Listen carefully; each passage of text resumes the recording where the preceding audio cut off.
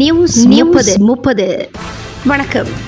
காவலாக்குறிச்சி கிராமத்தில் ரூபாய் 7 லட்சம் மதிப்பீட்டில் புதிய கலையரங்கம் திறப்பு விழா நடைபெற்றது.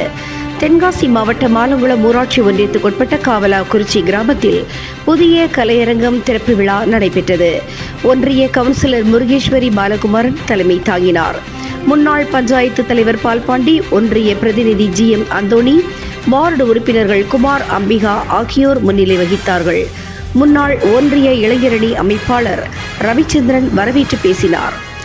ஆலங்குளம் ஒன்றிய சேர்மன் திவ்யா மணிகண்டன் சிறப்பு அழைப்பாளராக கலந்து கொண்டு ரூபாய் 7 லட்சம் மதிப்பீட்டில் புதியதாக கட்டப்பட்டுள்ள கலையரங்கத்தை ரிப்பன் வெட்டி திறந்து வைத்து பேசினார்.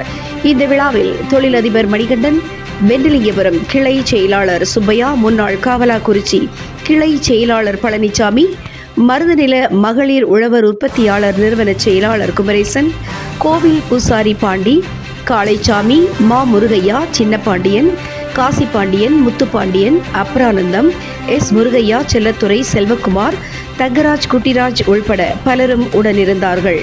முடிவில் மகளிர் அணி அமைப்பாளர் மகேஸ்வரி நன்றி உரைத்தார்.